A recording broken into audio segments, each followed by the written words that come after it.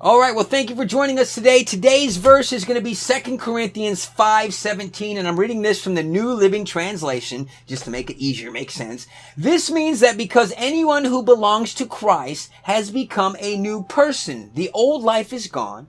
A new life has begun. What that means is when you die to your old self, you don't carry around your old sinful self with you. You give that up. You have a new life.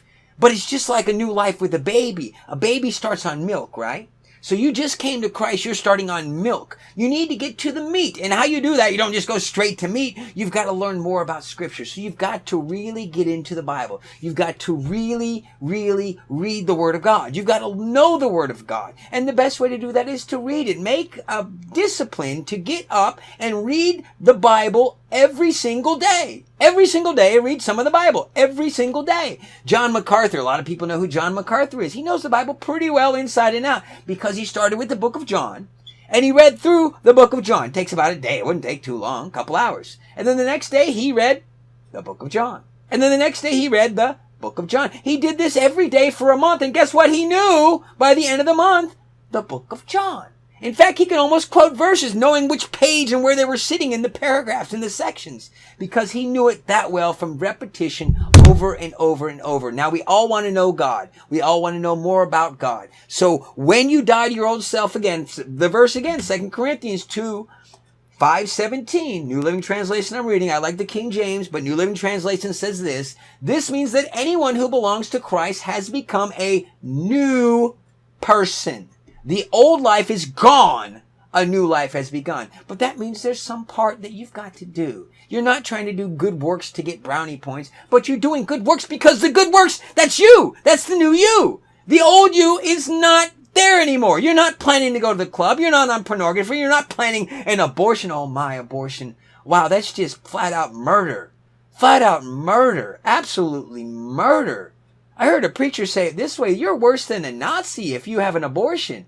Nazis didn't even kill their own kids, and you're killing yours? Wow.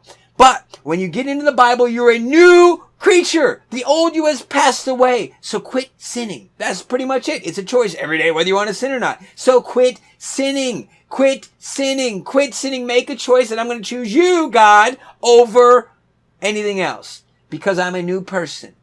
The old me has passed away. The new me, the new life has begun. Yes, I'm on milk, but I'm going to get to meat because you're that important to me, God. And you make God first and foremost in your life. And you learn everything you can about them. Kind of like if you met a new girlfriend or boyfriend or something like that. You'd want to know about as much as you could about them. You'd take time to learn about them. You'd take time and spend it with them. But too often people give their life to Christ, start this relationship with Him, and they don't learn anything about Him.